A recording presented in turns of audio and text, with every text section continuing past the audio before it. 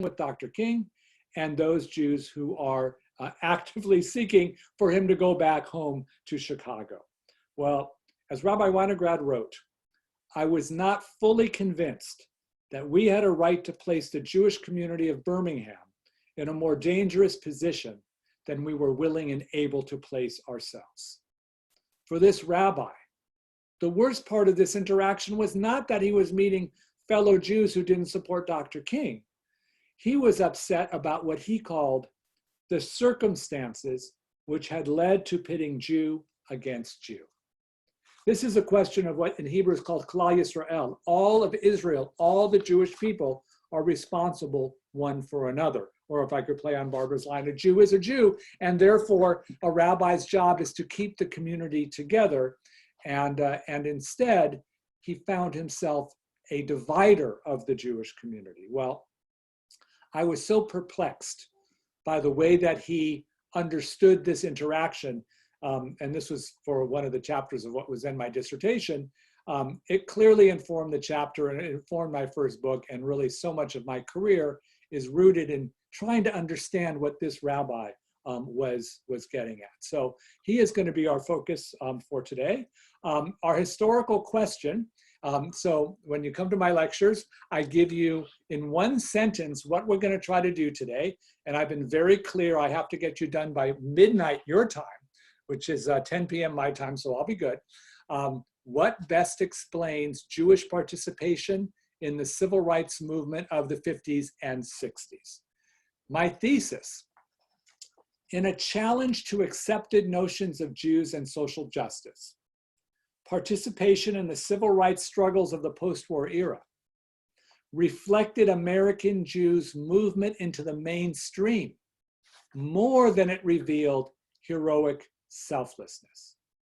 The very few Jews who did risk power and privilege for the benefit of African Americans emerged as heroes, absolutely, but most of their brethren remained on the sidelines of activism. And by the end today, this is a good pedagogy for the educators here. You're in good shape if you can describe Jewish involvement in civil rights in both the South and the North, if you can compare and contrast the rationale that the Jews gave in each of those regions, and then assess the impact of Black power. So during the introduction, it was going to be a crash course, because I'll tell you that I'm actually squeezing at least 2 talks into one. In some ways, it's actually going to be 3 talks into one. So it's going to be a broader overview so we can get a good scheme of about 20 or 30 years. And then when we get to the question and answers at the end, whichever part you found most interesting that you want to talk about, we can just go there, and I'm happy to get more specific detail. This is the easy question: what is history? And I won't even give you the opportunity, because this is merely a warm-up for what's coming. Let's just call history the study of the past. Some have correctly pointed out that if you look at the word, it's his story, because prior to the 1970s, most of academic history was written by and about men, and only with the rise of second wave feminism in the 70s and the matriculation of more women into graduate schools to write dissertations and books, did we get a fuller and more accurate view. But today, I'm actually interested in this word: historiography. So if we have any former history majors amongst us, you can't answer this, hold on to it, and don't tell whomever you're with if you're sitting with someone. If you're a former English major, you might want to look at the etymology of this word. So if anyone wants to unmute or type in the chat what they think this word historiography means.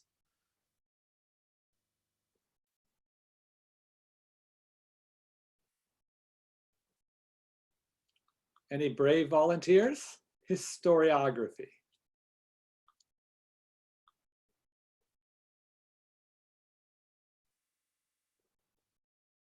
If you look at the pointer, you can see we have 2 pieces to the word. The one, well, first is history, right? We can see that at the beginning. The study of history by Lynn, thank you, and kudos to Lynn for this. And I also see, Lynn, that you are a colleague of mine with a PhD. So yay you for stepping up. And yes, it's this word graph here. To graph means to write. So historiography is the writing of history. As it turns out, history is the study of the past. Historiography is the study of how historians study the past. Put another way, I'll bring in, oh yes, my favorite professor and rabbi, the late Michael Signer, most recently before he passed away, sadly, was at Notre Dame. Why use a monosyllabic when a polysyllabic will do? So that will be my motto for today, find as many polysyllabics. The study of how historians have studied the past. And this is Professor Joyce Appleby of blessed memory. She was my first grad school professor at UCLA and later became the president of the American Historians Association, which is the professional group for all history professors in North America. And she argued for us in our first seminar that history is more a study of the present's relationship to the past than the past itself. Indeed, every generation of scholars that look at a particular moment in history are going to write that history through their lens, informed by how old they are, their gender, their race, ethnicity, class, orientation, like whatever identity category you want is going to get filtered into that. Now, we have lots of processes in academia where we have our books and our articles read by others anonymously to make sure that it's as good as it can be. But historiography is actually more important than history. And today will not be a history of Blacks and Jews and civil rights. It will be a historiography. We're going to look at how different generations of history professors have looked at it through their lens. And you'll be able to locate sort of where you land in the various generations of writing. The best way I can explain historiography is to have you imagine that you are a student at the University of Mississippi in 1850. And you're going to be white if you're a University of Mississippi student in 1850. And you're taking the US History Survey course that all the first years have to take. And this week, the syllabus has slavery as the topic. So of course, you get your textbook. It's published by University of Mississippi Press. And you open the textbook to the chapter on slavery and you read it. What's it going to say about slavery? To be pretty clear, if you're at the University of Mississippi and it's 1850, and that book was published by the University of Mississippi, it's going to say that slavery was a really good thing.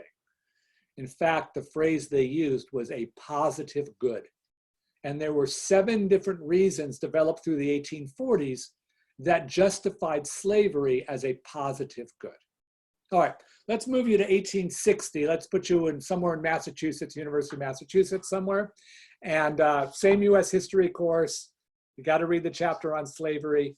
But your textbook in 1860 is from the University of Massachusetts Press. What's it going to say about slavery? Well, Massachusetts was the center of the abolitionist movement. 1860 was just before the Civil War. So it's pretty clear that this chapter is going to say that slavery is awful. Well, if you didn't know anything about anyone, and you had those 2 chapters side by side and you read them both, you would have no idea it was actually the same history you're reading. So this is what academic historians do. They read all of the earlier books on whatever their topic is, and they determine that all the people who wrote before are idiots, that they're the smart one because they know how it is, and then they write their book. If they can convince the editors of a university press that they're right, then they'll get a book contract. So I'm going to have to skip through those for time. This is my favorite polysyllabic. The word is filio-pietistic. Anyone? Filio-pietistic? Now this is a very hard one that even the English, I'll give you a hint. It's from the Latin. So what we have here is piety, which is love. Phileo, technically it's brother. So it would be love of one's own brother. But really it's used to mean ethnic self-congratulations. For today's talk, filiopietistic means, aren't the Jews great? And aren't they great? Jews are fantastic. And I know how fantastic the Jews are because every 2 or 3 weeks, I get an email telling me how many Jewish people have won the Nobel Prize. That's how I know how smart it is. Well, here's how the word filiopietistic works into academic history. The first generation of books written about an ethnic, racial, gender group tend to all talk about all the good things about their group. So the first generation in Jewish studies was like, aren't the Jews great? The first generation in Black studies, aren't the Blacks great? Women's studies, you can do all of them. So it doesn't matter what the book was on in Jewish studies. If it was in that first generation, it was capturing Jewish contributions to the world. Which of course means if you go to graduate school in the next generation, you can't write any more filiopietism because they've all been published. So you have to say, oh, the Jews were terrible, right? And there's a whole generation of books that the Jews were terrible. And then the third generation, of course, has to tell the first two, stop fighting. The truth is somewhere in between. And then the fourth generation says, oh, you're asking the wrong questions. It's really about the environment. And then they talk about Jews in the environment or whatever it is. So filiopietism is one thing which current historians are trying to avoid. So I'm going to offer you a quiz for the next week. And here's how it works. We are socially distancing. We are wearing masks. We are doing everything to be healthy. And when you can have some kind of interaction on the phone, on Zoom, at a distance with somebody else, your challenge is to use the phrase filiopietistic historiographic analysis in conversation. Now you can't say, oh, I heard this talk at the Jewish Historical Society of Michigan and we learned about filiopietistic historiographic analysis. That's too easy. You have to have an ongoing conversation for which the phrase filiopietistic historiographic analysis naturally occurs. And when it does, I will send you a prize. Just send me an email and I'll mail you a prize. That would be great. All right, so there is filiopietism. So now what we're going to do is take a journey through the civil rights movement historiography. And we'll begin with, all right, this is the Jewish version of There Is No Santa Claus.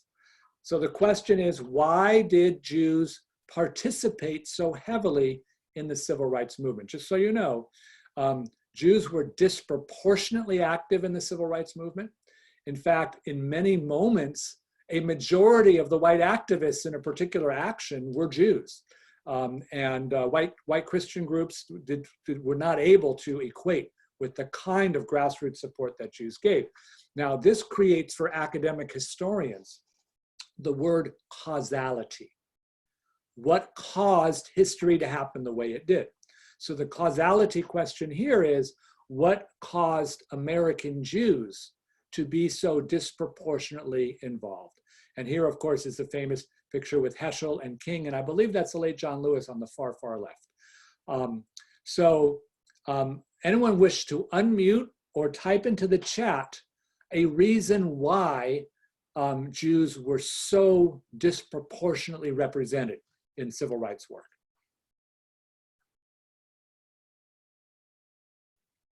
I'll take a crack at it. Thanks so much, Sam. I would argue that in the period of the 1950s and 60s, Jews hadn't fully acculturated or assimilated to white culture. So they were so engaged in the civil rights movement with Black allies because they had a lot at stake themselves. It was out of well done. Oh, sorry. Are you finished? I want to make sure you're done there. All right, thank you, Sam. Sam is arguing what we call the sociology argument. Well done, and I'll catch everyone else up to it, which is to say that Jews understand what it is to be a marginalized community, to be on the outside sociologically. African Americans are clearly sociologically marginalized. Therefore, it makes sense for them to come together. Barbara says they're discriminated against their lives and centuries, which is an excellent elocution of the second argument, which is the history argument, that Blacks have a history of persecution through racism. Jews have a history of persecution through anti-Semitism. Therefore, a common history will cause Blacks and Jews to come together. As Sam pointed out, a common sociological marginality will bring Blacks and Jews together. This is great. This is a good group. You've got 2 of the 3 rationales. And just so you know, the one that you've missed so far is the one that every group misses, and it's the most obvious one. Does anyone have a thought of another reason why Jews would engage in civil rights work? The Holocaust. Holocaust, thank you. Is that Jerry? Right. Yeah. Holocaust consciousness, well done. Okay, great. And in fact, let's come back to that during questions and answers, because the theme of how much young people coming of age in the social protest era were informed by the memory of the Shoah, of the Holocaust, was key. That's right. And with Holocaust, I think we could work in both the history argument and the sociology argument, right? Because I think Holocaust studies really sort of doubles down on both of those. Excellent. The third one is, are you ready for this? Judaism, religion. That Judaism says that tikkun olam, fixing the world, pursuing justice, is a requirement. Therefore, Jews have an obligation as Jews to do this. So I will share with you that in the first historiographic generation of books in the filial-pietistic school, those were the 3 causalities. Those were the 3 reasons. It didn't matter if it was a local study or a national study or a biography or an autobiography memoir. All of the books said Jews joined because of history, sociology, or religion. The problem was when we came in the second generation to notice what was missing, the analysis actually falters. We'll start with history. While it is true that Jews have suffered in our history from anti-Semitism, the African-American experience and the Jewish American experience could not be more different historically, which is to say American Jews by the second generation, if not certainly by the third, but even the second generation, were doing really well, doing well in business first, and then with that business success, getting your kids to go to college and even to graduate school. And within, let's say, 50 years of American Jewish migration to this country, Jews as a sociological group had already entered the middle class. And anti-Semitism, which did come to bear on Jews in the 1920s and 30s for sure, during the 1950s was actually easing in a big way. So, or as one of my colleagues, an African-American scholar of ethnicity and race, shared with me, because he was actually the chair of the New Jersey Black Jewish Alliance group back in the day. So he went to a lot of Jewish homes and he went to a lot of Passover Seders, you know, and he said, if another one of my white Jewish friends tells me that they know what it's like to be a Black man in America because they too were slaves in the land of Egypt, I'm going to scream, you know. So the first challenge is that the history was actually not the same. That white Jews and Blacks coming together was actually a union of 2 different US historical experiences. Second, sociology. So it's true that Jews faced anti-Semitism, and another lecture I talk about Jews and whiteness, and when Jews were like white looking like me were considered white, and times when Jews looking like me were not considered white. And that's to say that at the first half of the 20th century, Jews faced such anti-Semitism, they weren't considered white. But in the 1950s, most scholars now understand Jews achieved what's called whiteness, which really means power, access, privilege, the ability to live in white Christian neighborhoods, for example.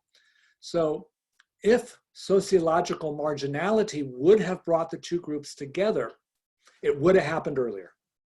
And it's no accident that it took until the 1950s, until Jews actually had made it into the American middle class, before they actually joined with another group now, which was African Americans. And the third one is the religion argument, Judaism. Here's how this works. So if halakha, Jewish law, is the way in which someone lives their life, like they're trying to follow all 613 commandments, following Talmud and the whole thing. It should be clear that Orthodox Jews in America would be leading Jewish involvement in civil rights. In fact, there is basically no Orthodox Jewish involvement in civil rights.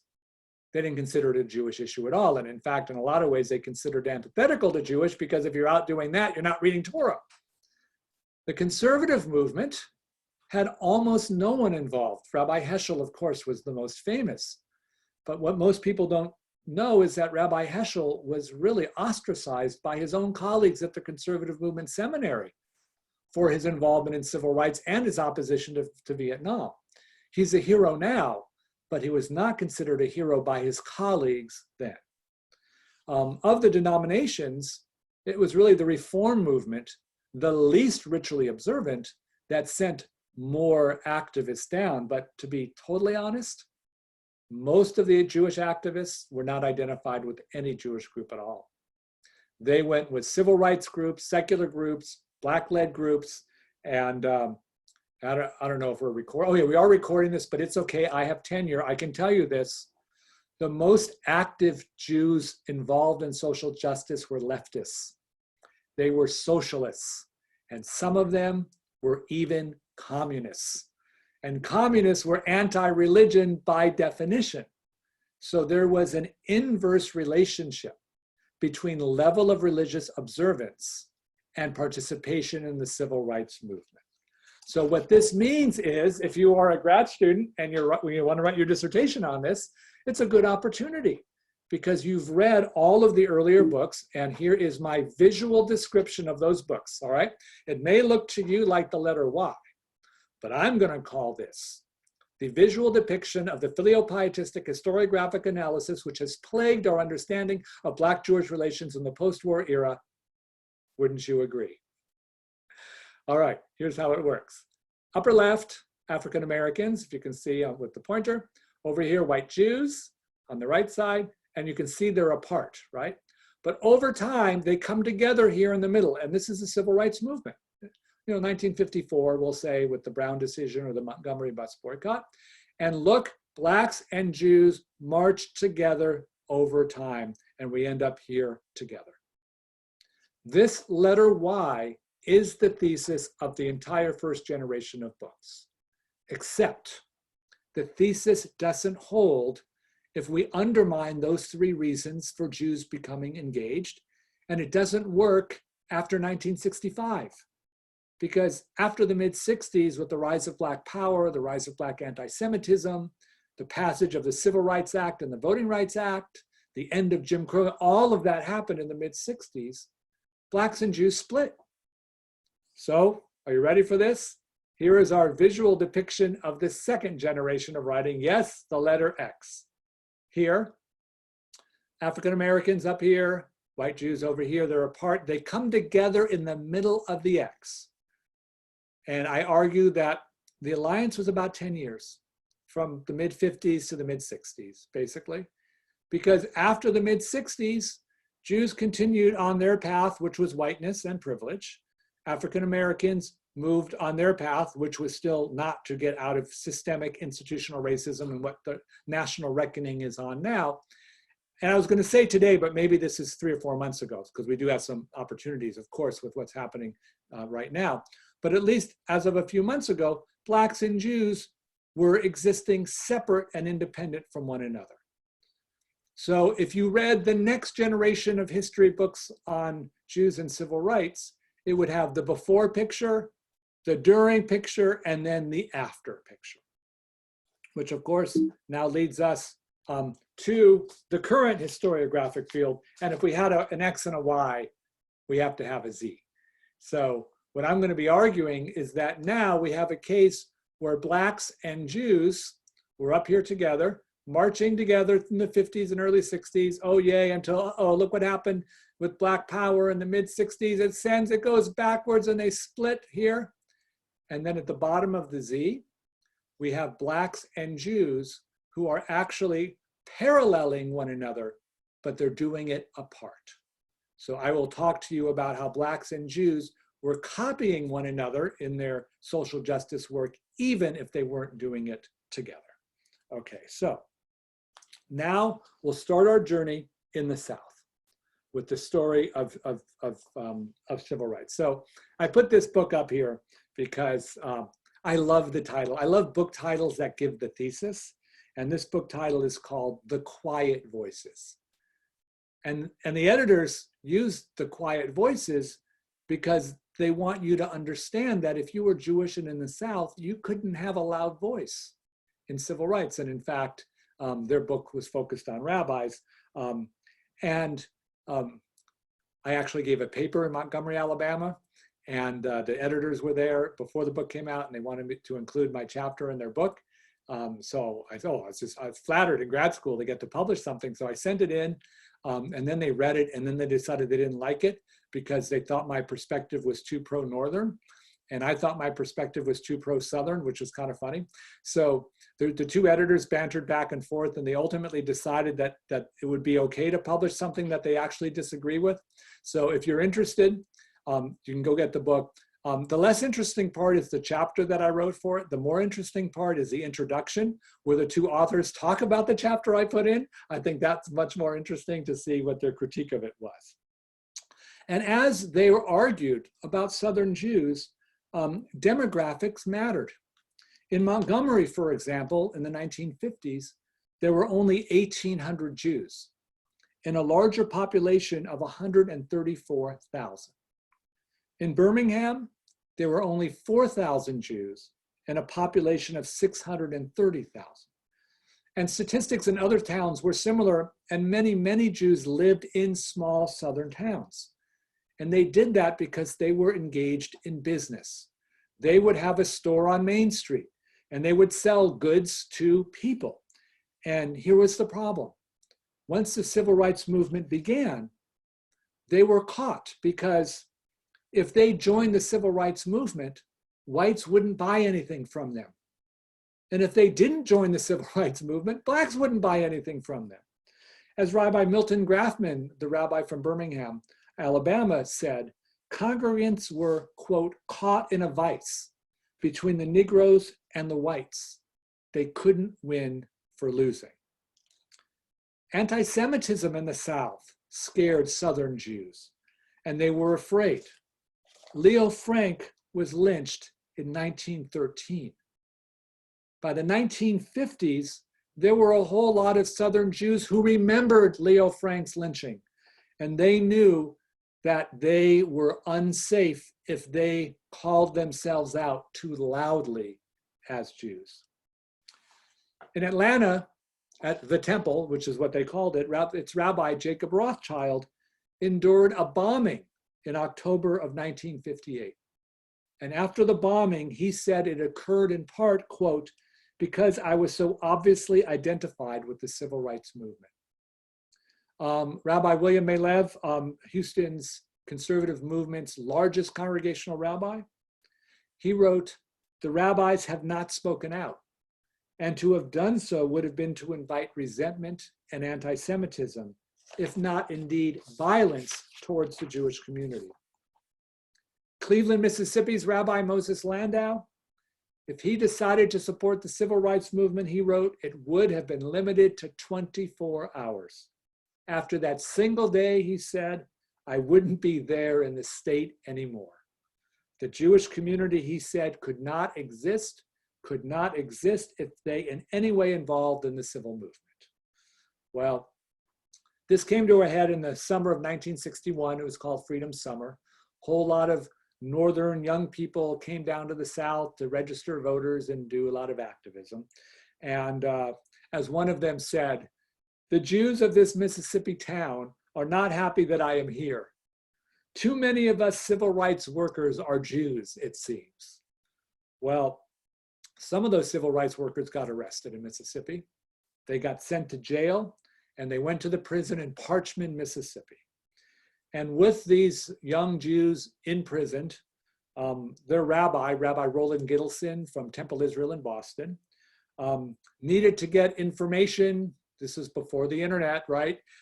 back and forth between these kids and their parents who were members of his congregation in Boston.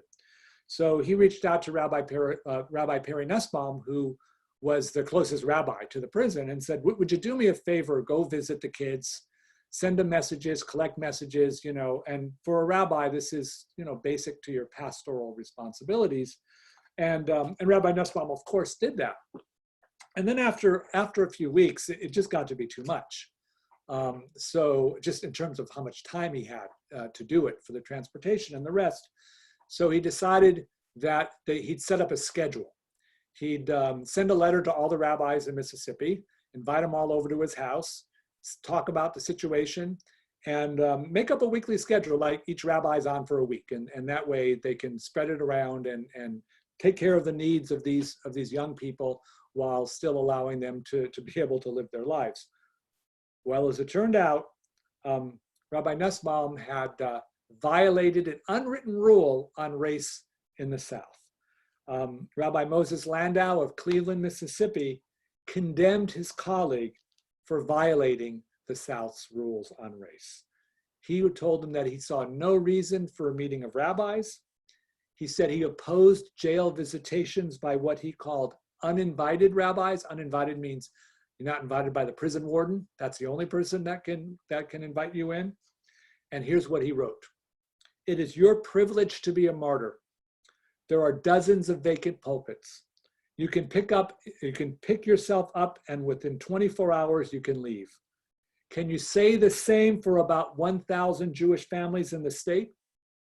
I am paid by my congregation, and as long as I eat their bread, I shall not do anything that might harm any member of my congregation without their consent. Rabbi Alan Schwartzman of Greenville, Mississippi, he wrote, I am wondering whether we as local rabbis would not be harming our people, our positions as rabbis in our community, and the good work we're doing in the racial problems in Mississippi by going to bat for these temporary inmates. Well, even those that supported this idea understood the challenging question. Rabbi Sidney Goldstein of Meridian said, blessings on you. You make me feel very proud that the rabbinate has come up with people like you. Well, the meeting never happened. Nussbaum canceled it for lack of interest. At his own congregation, the board of directors, quote, uneasily, unquote, agreed to let him continue to go to the prison, but only if he told the prison warden that he was going on his own and not part of his congregation. He had to completely remove his congregation. Several of his congregants registered their disapproval with the local sheriff, and as is often the case, others showed their disapproval by resigning their membership. The civil rights movement was complicated for Southern Jews. For them, it wasn't just a question of social justice.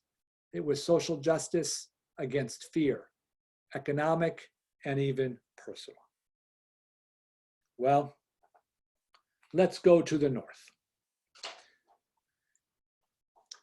One part of writing the history of the civil rights movement for me was to try to figure out what was going on in the civil rights movement when no one was looking.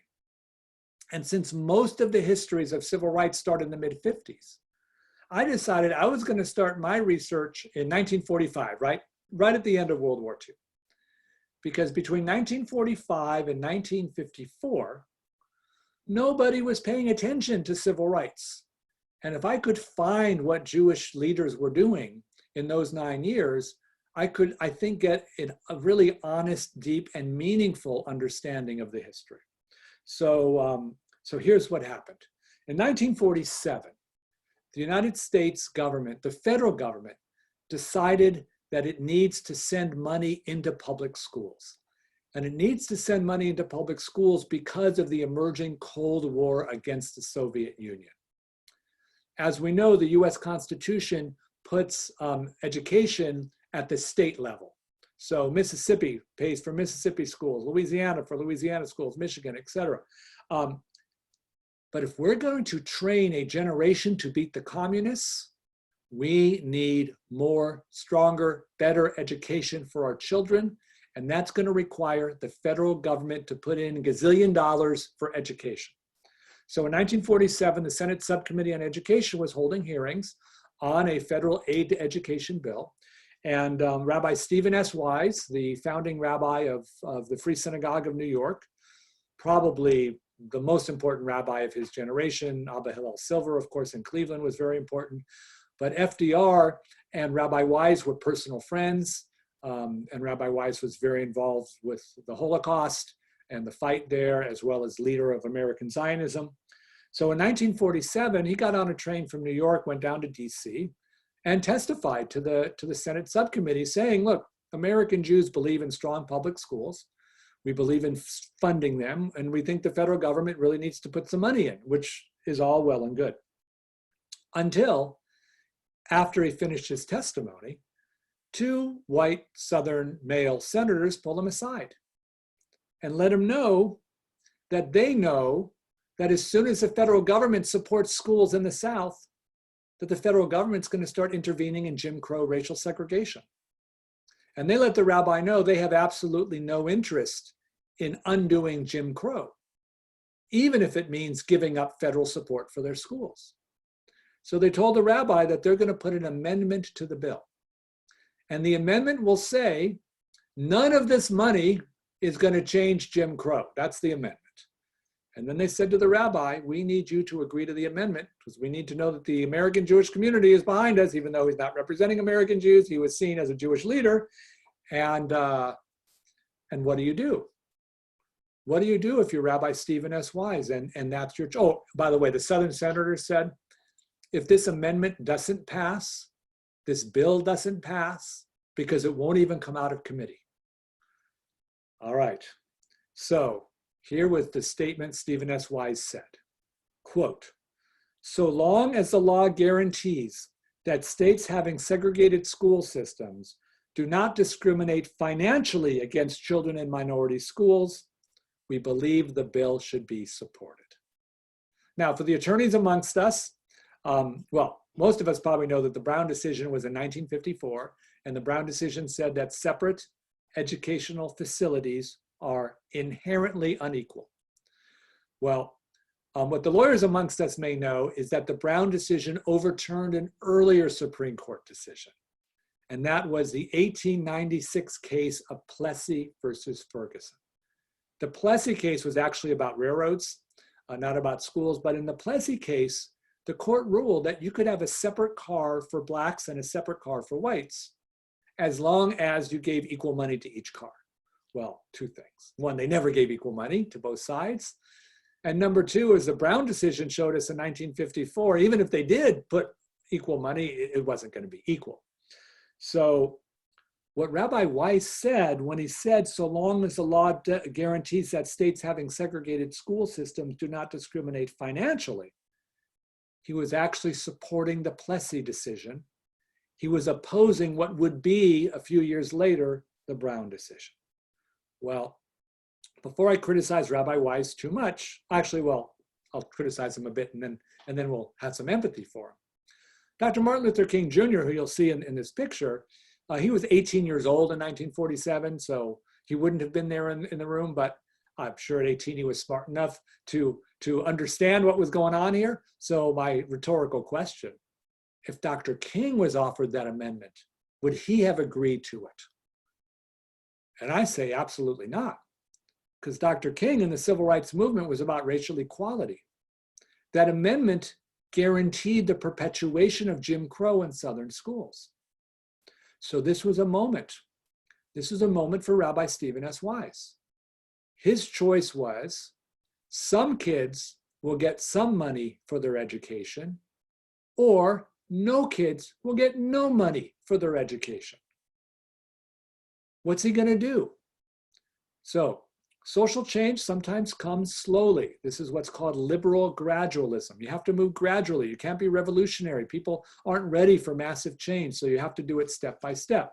So maybe in Rabbi Weiss's view, this was an important first step, except that by making that step, he was writing into law continued Jim Crow segregation and guaranteeing that Black children in the South were not going to get benefits from the federal dollars. So I use this example in 1947 to show that even in the 50s, when these pictures showed great solidarity, and there was great solidarity, there also were fundamental differences between white Jews and African Americans, and that is going to come into play as the movement goes. Because after World War II, American Jews did so well in education, anti-Semitism dropping, getting jobs, being successful in business, they were finally able to get houses in the white Christian suburbs. And as I'm sure you're probably aware, there were anti-Semitic housing covenants that used to say, you know, that you couldn't sell to a Jew, or in a lot of resorts it said no Jews or dogs allowed, if you remember those signs from way back in the day. Well, finally in the 1950s, the anti-Semitism dropped away and Jews had the money and the ability to move into the suburbs, and they did in mass in the 1950s. This was the American dream. This was a sign that Jews had achieved in the second or third generation what the immigrant grandparents had just imagined when they made the difficult choices for Ashkenazi Eastern European Jews to leave Poland and Russia when they did. But here's the flip side. When Jews moved into these suburban communities, the anti-Black covenants were still there.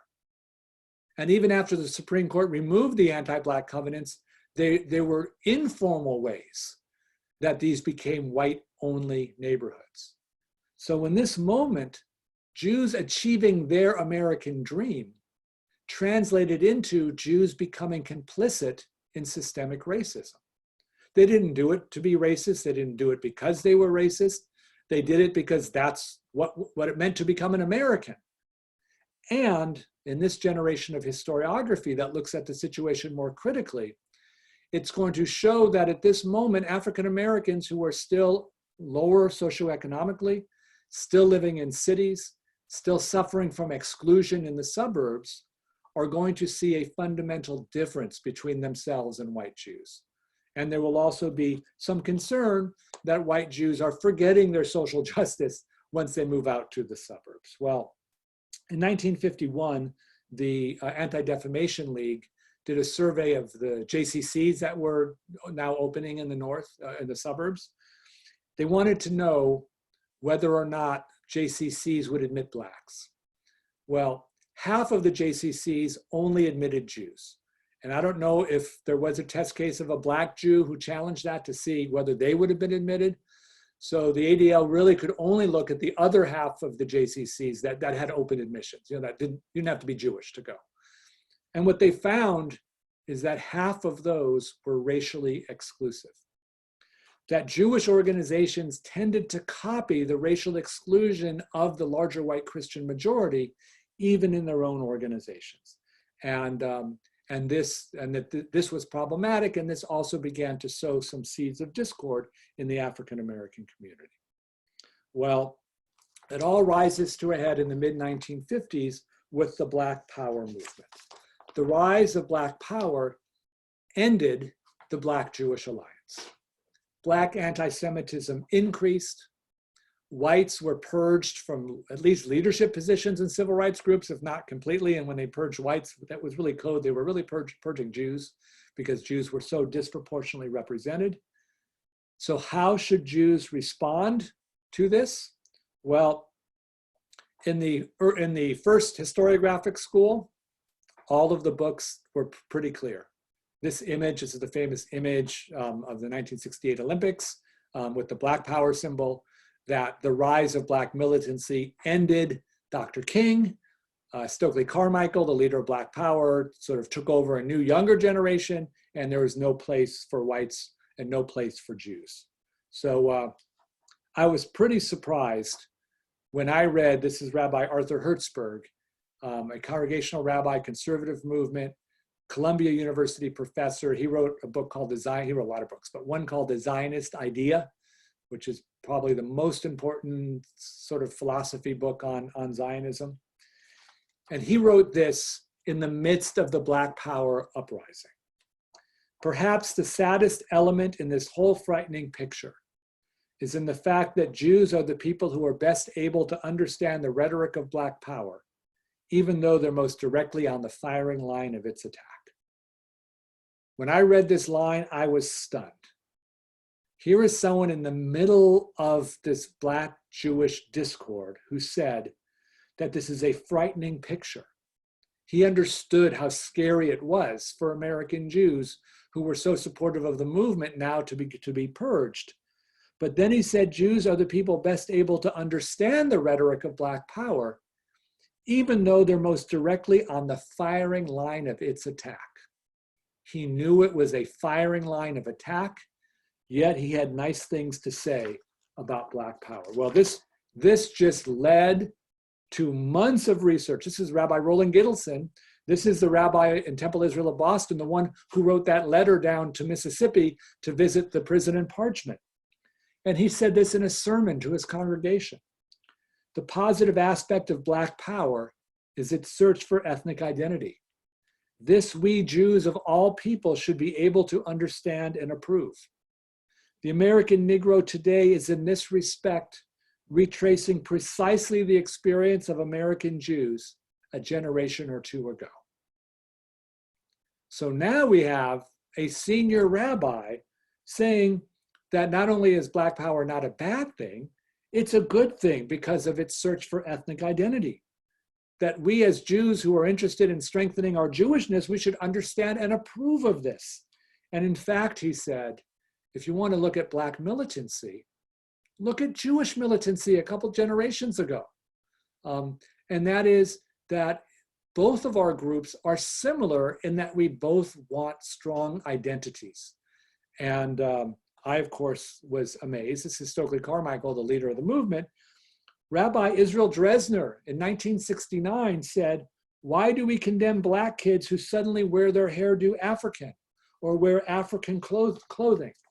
For this rabbi and for so many other Jewish leaders, he said Jews could, quote, take advantage of the whole Black thrust for non-assimilation. There was an opportunity here. The American Jewish Committee, a centrist or center-right organization, you don't imagine the American Jewish Committee to be progressive or radical in any way. Here's what they wrote publicly. Black power stresses Black initiative, Black self-worth, Black identity, Black pride. Black power seeks the growth and development of Black economic and political power. Black power seeks Black leadership development. Black power strives for a form of separation which will permit it to achieve the above goals and then to enter into coalition with whites as psychological, social, and political equals, unquote. The American Jewish Committee offered public praise of Black power. So I'll tell you, like, I grew up in the 70s, I'll date myself. I never heard any of this stuff growing up. And I only heard sort of that earlier depiction. And then it got even more fascinating. When I was at the archives in Cincinnati, for the first book, I was studying the freedom rides. So I looked up freedom rides in something called a card catalog. They used to have those.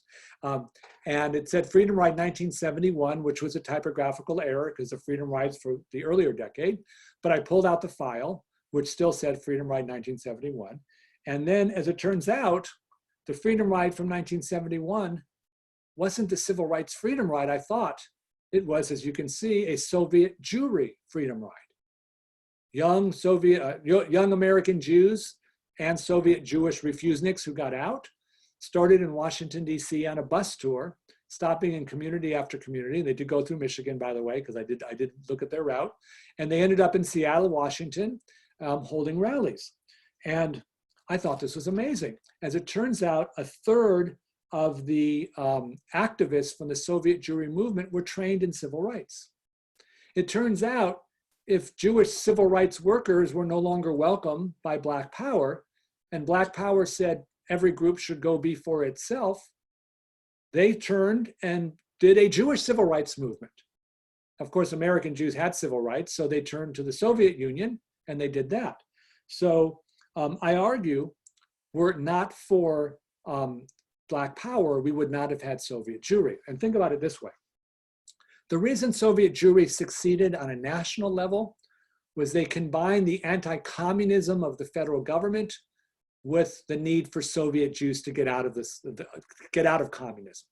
So if indeed you wanted to use anti-communism to help Soviet Jews, you should have started the movement in the mid-50s, because that's when McCarthyism was around. That's when anti-communism would have given you the most strength. But there was no Soviet Jewry movement in the mid-50s, because the last thing American Jews wanted to do in the mid-50s was be public about their Jewishness. They wanted to mix in into the white Christian suburbs, get their kids into public schools, get everyone integrated. I tell a story in my first book on how the ADL wrote to a suburban school district that they were singing Christmas, forcing all the kids to sing Christmas carols in school. You know, I grew up in a public school. I was asked to sing Christmas carols too. And the ADL was complaining, you know, you can't do that anymore. And the Jewish parents called the ADL and said, stop complaining. They're finally admitting our kids. Let them sing the darn Christmas carols, right? The Soviet Jewry movement doesn't actually start until the mid-60s. 10 years later, 1964, in fact, is when it nationalized. And I argue that only in the mid-60s were tens of thousands of American Jews willing to literally take to the streets and march on behalf of their own people. And they took to the streets and marched because it followed civil rights, and they did it for Jews because it followed Black power. Similarly, this is my Fiddler on the Roof slide. In the late 60s and 1970s, there's a movement in Hebrew called Ba'al Tshuva, which means to become Orthodox, sort of born again Jews, right? You're born and raised secular or less traditional, and you become a whole lot more traditional. Jewish day schools formed in this era, non-Orthodox Jewish day schools. The Reform movement, which used to be very non-ritualistic, became a whole lot more ritualistic. A lot of kids became kosher and refused to eat in their kids' home anymore. So I'll give you a trivia question. The easy question is, what was the most popular book sold in this era by the Jewish Publication Society? It's the Torah. That's the easy question. The harder question is, what was the second most popular book published by JPS in this era? And the second most popular one was the Jewish Catalogue. The Jewish Catalogue, for those who may not know the book, is How to Be Jewish with Macrame. It was do-it-yourself Judaism. Chapter 1 was like how to braid your own challah. Chapter 2, how to knit your own kippah. And it was countercultural. It was the Whole Earth Catalog made for Jews. And it was popular because you had a generation of young Jews who wanted to be Jewish. So they had to buy the book. And they wanted to be Jewish and had to buy the book because they were raised in the 50s when their parents didn't send them to religious school. So this was their way of expressing their newfound Jewish identity in the late 60s into the 70s. The book was so popular, they had a second Jewish catalog and a third Jewish catalog and a Jewish kids catalog. If you look carefully, this is a later edition, so they put it in first, just so you know, that was the first one. They didn't have a fourth Jewish catalog. And my argument is, after so many years would have passed before they get to the fourth one, the kids who bought the first Jewish catalog got married, had kids, sent them to religious school, Jewish summer camp, Jewish day school. By the time they grew up, went off to college, they don't need to buy no book to tell them how to be Jewish. They had it all along. So if you just look at book sales of the Jewish catalog, you can see this. American Zionism as well grew after 1967. Even the reaction after 1967 was even more than 1948, which I found surprising. $18 million raised in 1 hour at a New York City luncheon. 7,500 Jewish college students got on airplanes and went to Israel. 98% of American Jews expressed strong sympathy for Israel in a national poll. Can you imagine 98% of American Jews today expressing strong sympathy for Israel? And even among Black Power activists, while they were many of them were anti-Zionist to be sure, and some anti-Semitic, they also respected the success that Jewish nationalism had brought.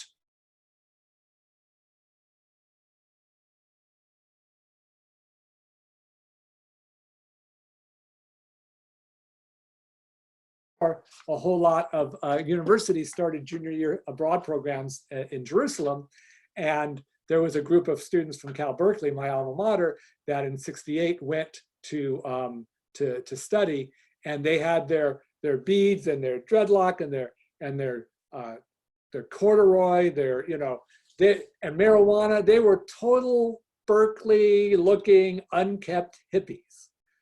And when they show up on campus, they're meeting clean-cut, young Israelis who just left battle, who are at least 3 years older than them because they've been in the service and are the intellectual elite. And those Israelis, of course, looked at these American Jews. They just thought they were freaks, right? These American Jews thought they'd come home to see their people.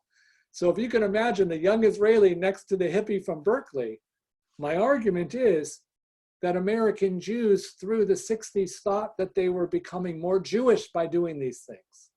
But really they were becoming more American, but really they were actually copying Black power, which turned the Y from an X into a Z. Thank you all, and happy to hand it over for questions if you have it.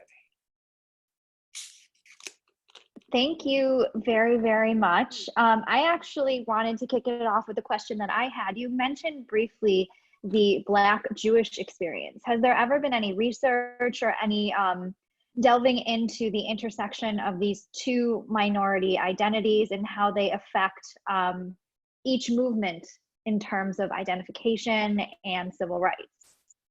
Okay, so you're talking about white Jews and Blacks or Black Jews? Black Jews. Thank you so much. Okay, excellent question, and I'll do this in the form of a personal story. My most recent book, the Black Power book, I was having lunch with a friend of mine, Ilana Kaufman. Ilana is now the founder and president of the Jews of Color Initiative.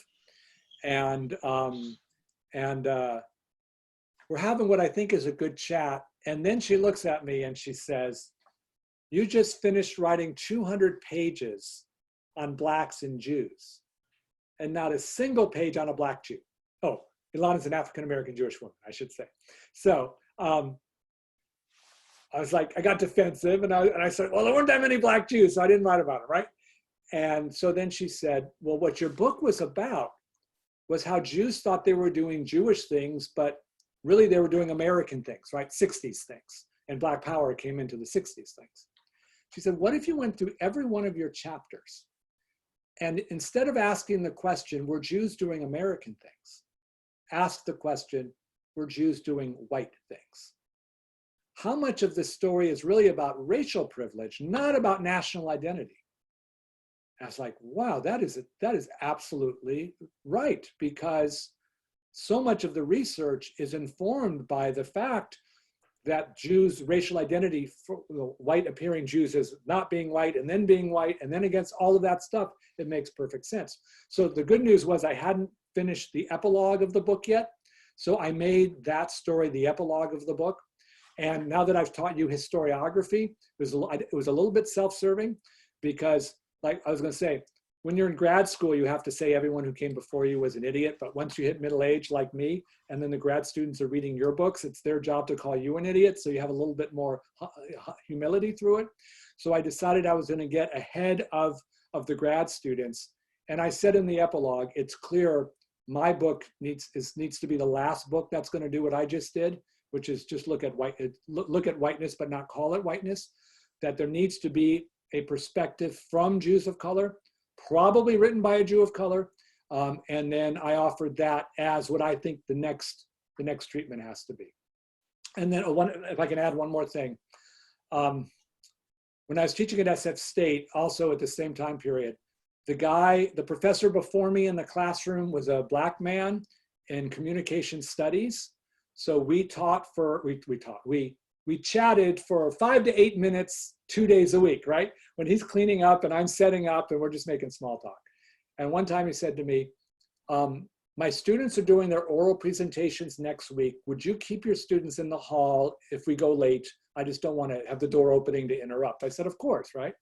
And then I said, what's the topic of their oral report? And the topic was how their race or ethnicity informs their communication style. Now the course was race and ethnicity and communication studies, so it makes sense.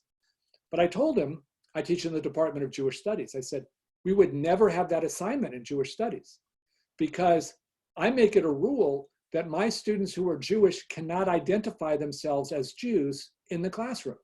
That we're in a university, we're third person displaced, dispassionate, whatever. Really, we've got the Hillel kids, the Jewish summer camp kids, the Ramah kids, the Newman kids. They all know each other. They move in a pack, you know. They date, they break up. There's like all this energy that goes on. And when they all walk into a classroom and sit and energize, and then the non-Jewish students, who are ones at a place like SF State we want to recruit, get the feeling that they're outsiders.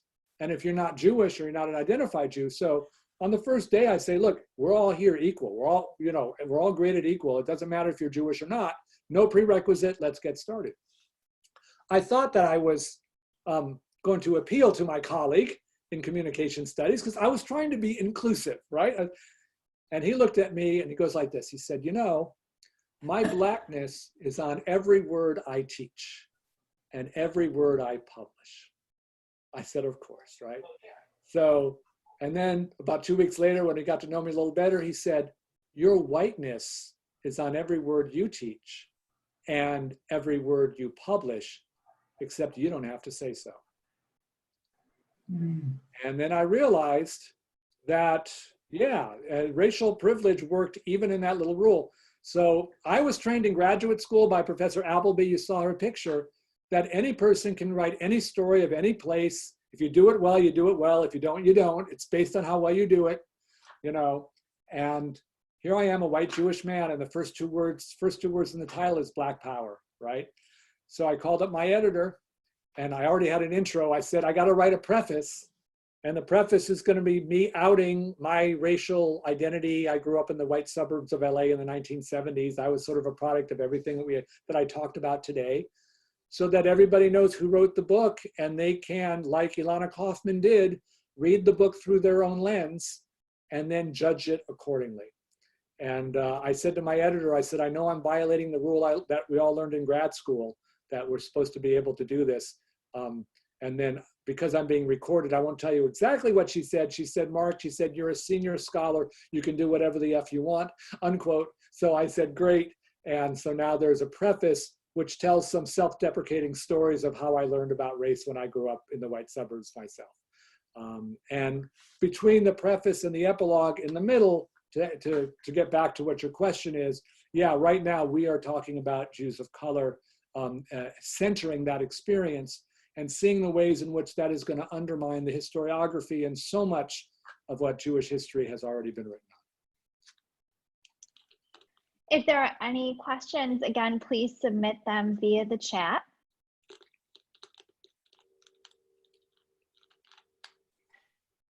Jeannie has a comment. Soviet Jewry activists were linked to the Soviet Jews themselves and their desire to leave. Not that many in the 50s. That began when Golda Meir went to Moscow in '67. Yes, thank you. That said, that is true in terms of a large movement. There'd be two other pieces. The state of Israel was involved in the 50s, you know, as it was involved all over the world trying to get Jews out and into Israel. And then the deeper question would be, and this is where causality comes in, if Jews in the mid-50s had the consciousness that they got in the late 60s, would they have pressed more at that time? It's an interesting question. To me, it really is about the fact that thanks to Black Power, they had the confidence to be as public with their Jewishness.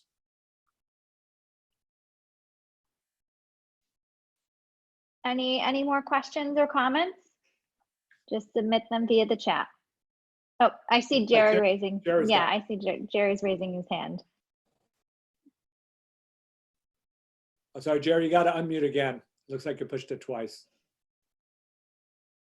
There we go. Okay. Many African Americans that I've met in Detroit who are older have stories to tell about themselves or their relatives being employed by Jews at a time when white Christians were not employing blacks. And then Jews have told me about blacks that their parents employed. Even ladies who cleaned homes for Jews.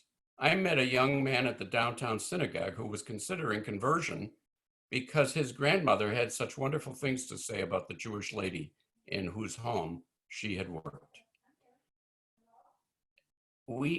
Blacks were comfortable or were able to move into Jewish neighborhoods long before they moved into Christian neighborhoods.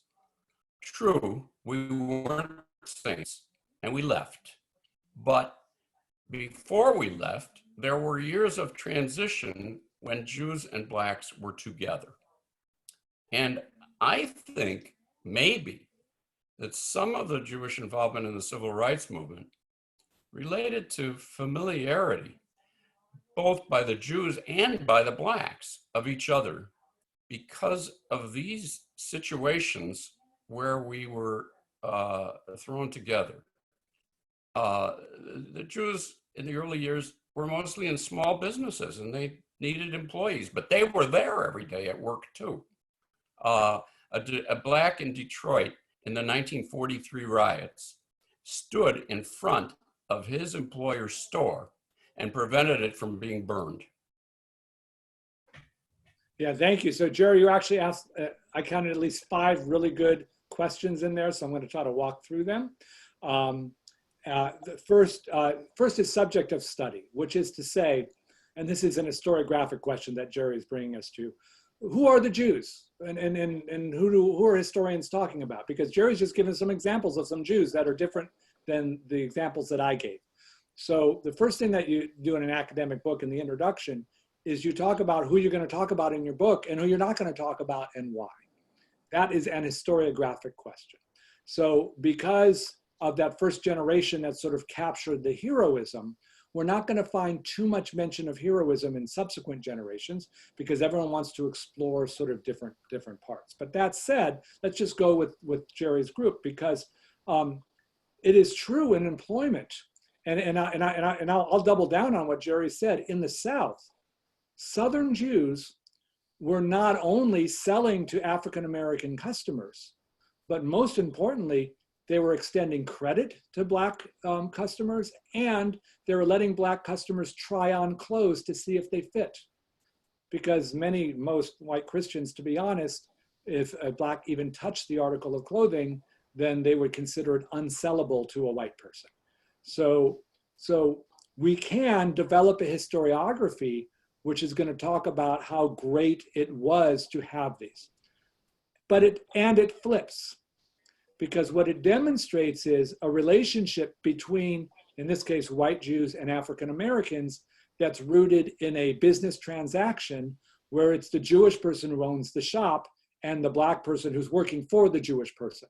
So in one sense, that can be a good way to have upward social mobility. And as we can see, the example you talked about, protecting your Jewish owner shop during civil unrest is a way to demonstrate your appreciation for the opportunity that was given.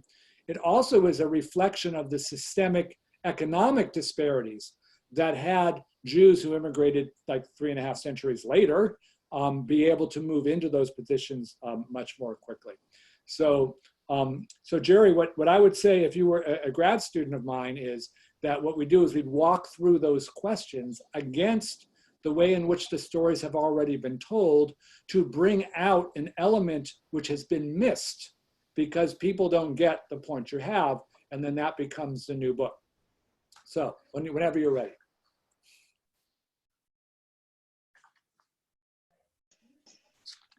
Any other questions?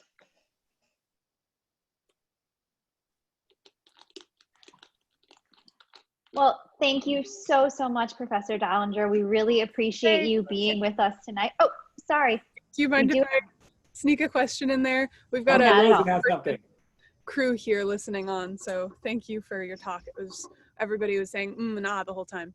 I'm curious because I've been studying and thinking a lot and trying to get more involved with movements around anti-Blackness, especially. My partner and I have been taking this course and thinking through that word and that phrase and that concept kind of in parallel with anti-racism, but I'm curious like where you see the movement and the participation of Jews in this moment with the Black Lives Matter movement, and especially in relation to the Black Power movement, I was really struck by the parallelism of the Z, because in part with the Jew in Israel kind of paralleling stories I've heard of Black Americans going back to Africa, or going to Africa, and having a similar experience of kind of dislocation in both places. So I feel that there is still a lot of parallels between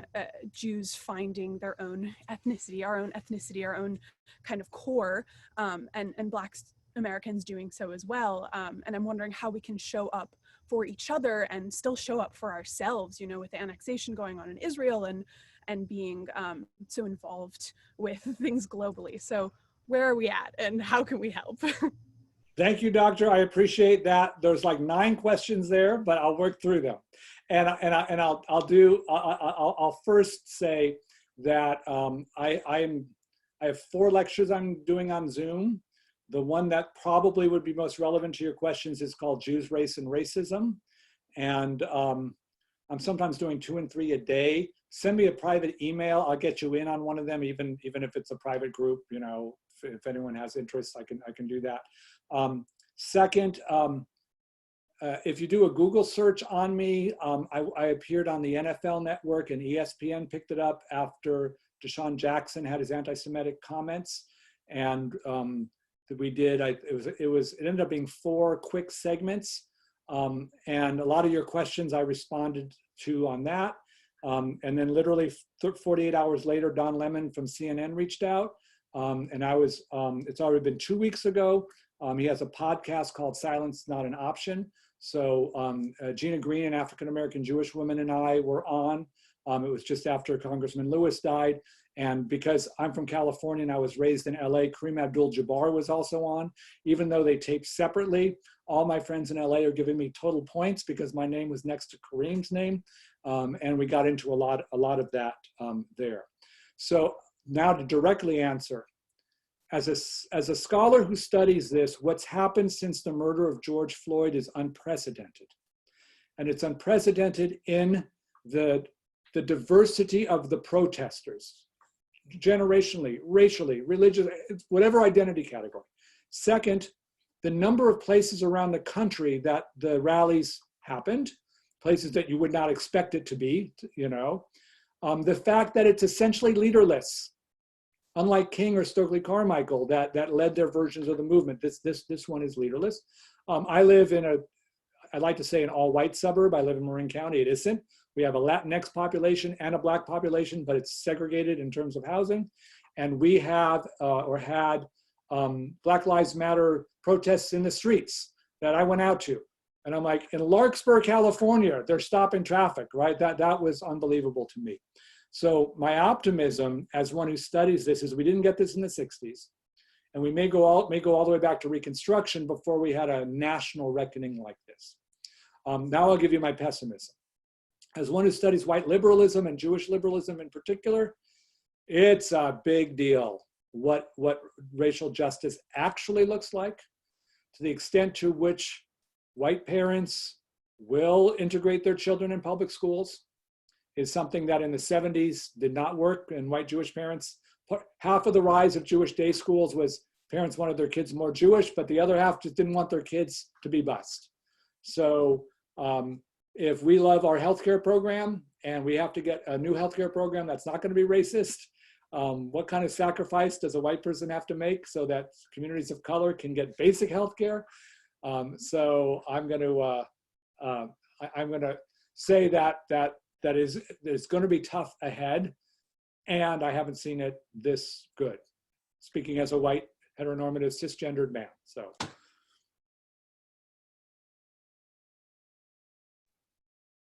Okay, and okay, so Dr. Rosen is I'm assuming that is physician doctor. There you are. Thank you for your work, especially these days. Oh my goodness. Yes. And are there any other questions? Psychologist doctor, thank you. We have a little thing, my father's a physician, my mom's a nurse, I'm an historian, so we have a lot of fun around who's the real doctor, you know? Well, thank you so much, Professor. We really, really appreciate you being with us tonight. It was incredibly enlightening and interesting. We look forward to seeing you all at our upcoming programs, which we listed at the beginning. Again, next week, we have our book club, Welcome to Replica Dodge, with Natalie Ruth Joynton. We have a presentation on Jewish life in Northern Michigan coming up on the 25th, and a Yiddish theater presentation on September 3rd, as well as a lot of other exciting presentations and Zoom lectures coming up in the fall. And thank you all again for being with us tonight. Thank you so much. Thank you all. Take care. Stay healthy. Thank you. Thank you.